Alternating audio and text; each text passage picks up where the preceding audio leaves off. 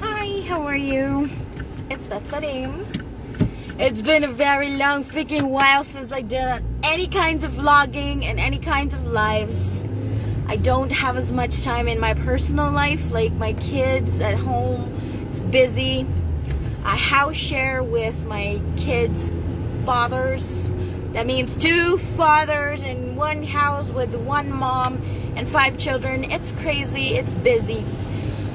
The last 2 years since I posted on this profile and did anything social media, any vlogging, I was doing activism still, like a little bit on YouTube in Spanish, but very sporadic. It was more like a journal of my process of really awakening out of a cult.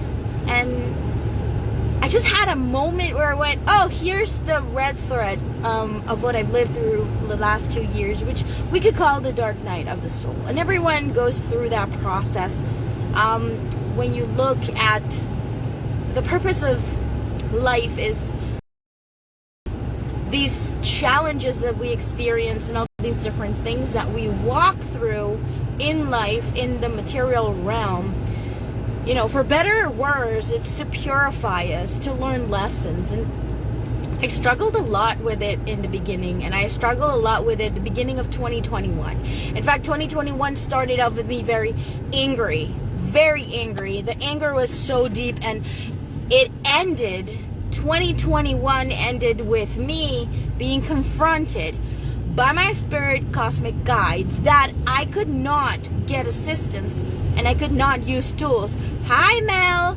I couldn't use the tools because my blockages were my emotions of anger and judgment. And my blockages were they were creating a resistance that I couldn't use. I couldn't meditate. I couldn't use my crystals. I couldn't use my oracle cards. I couldn't use my pendulum.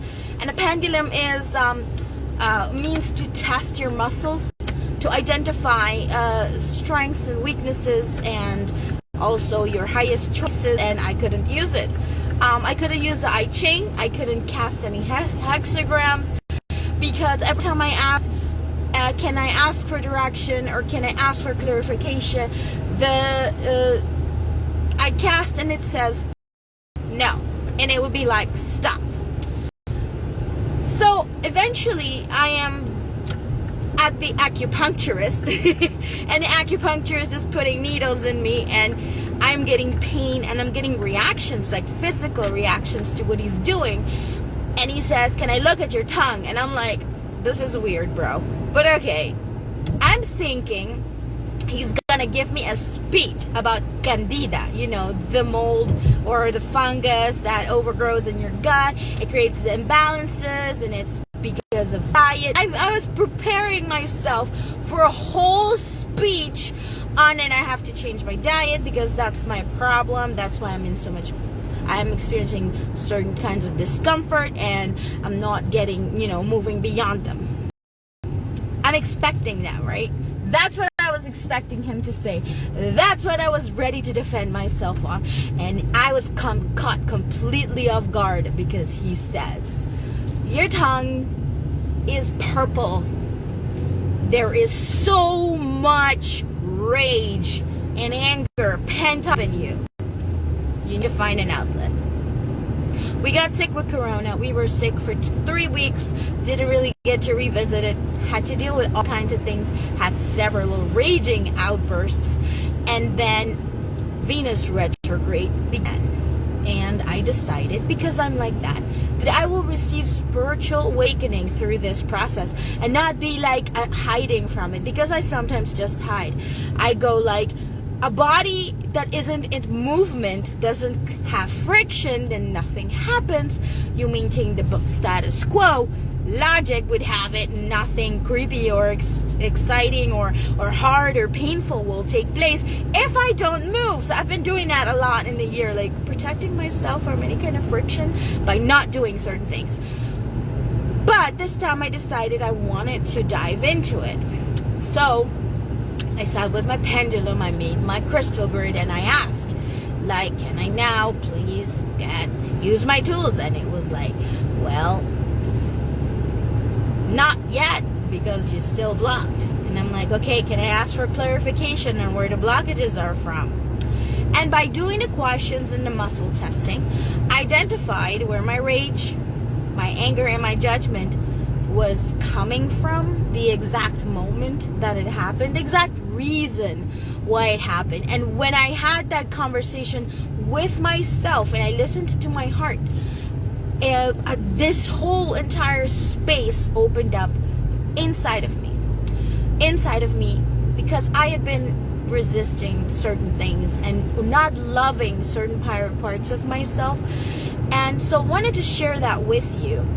The principle is that, Venus in retrograde, a lot of people perceive it as it's teaching you about relationships, about how to give love, how to attract love, how to get beauty. I mean, I mentioned Venus retrograde and I got people messaging me, tell me how to attract my lover, tell me how to find my lover. And I'm like, your lover is right there in front of you. My friends, the lover, your true love is right in front of you in the mirror all the time. And so I came to this realization that I don't want to be in love with anyone else more than I am in love with myself. More than I have this gentle desire, this gentleness again towards me, and this desire to admire and crave myself. And that's just really, really deep stuff. And you can actually explore that same thing by looking at where are the places where you're not listening to yourself. Where are you being a horrible lover to yourself? Like, it doesn't only have to be relationships, sex, or money, beauty. Like, maybe bad habits hurt your body and they hurt your self-confidence, but actually beliefs and ideas that make you feel unworthy, rejected, and abandoned.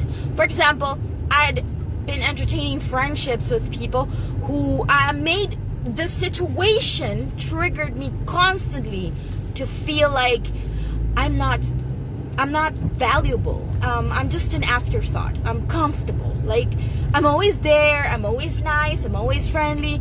They always only come to me when they need something. And that dynamic of that relationship, it drained my self-confidence. It drained my self-worth. And it's easy. Most people don't go inside. Most people go, that asshole, that bitch, cutting them out. It's easy to do that. But then you keep going on in life attracting this thing that's inside of you. Because for better or for worse, you might like to hear this and you might not. I didn't in the beginning.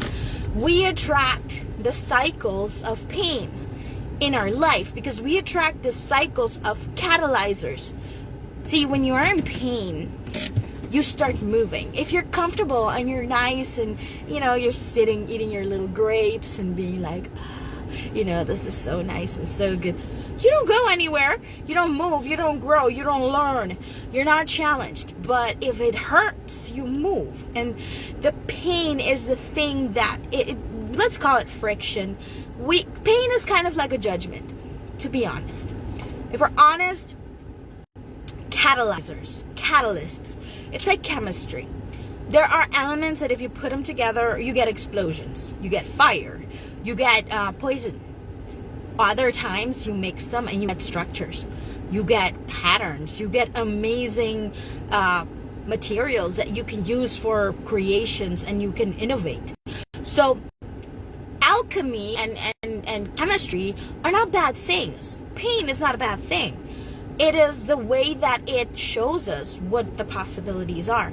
And I think that is probably for me like the most powerful thing to contemplate in this Venus retrograde. And if you want to know a little bit more about why we say Venus is in retrograde right now, for a period of time starting from the new moon of 2nd of January, I follow astronomically correct astrology, and it has been mind-blowing how detailed it can actually even show you the challenges and the lessons that are before you, and that you are here to resolve. And I say resolve because I believe that source of our life, we are parts of source, and source is learning to love, it is learning to be, it is learning about life, and it's created this material realm, and you and I are tips of the fingers of source, and we go through our own path to perfection, but we never become perfect. We always learn new things, we're always purified, and that's the beauty of the journey, because anything that you're going through is going to be a catalyst. It's going to spark something powerful inside of you. This corona situation with the world pandemic is changing and transforming things.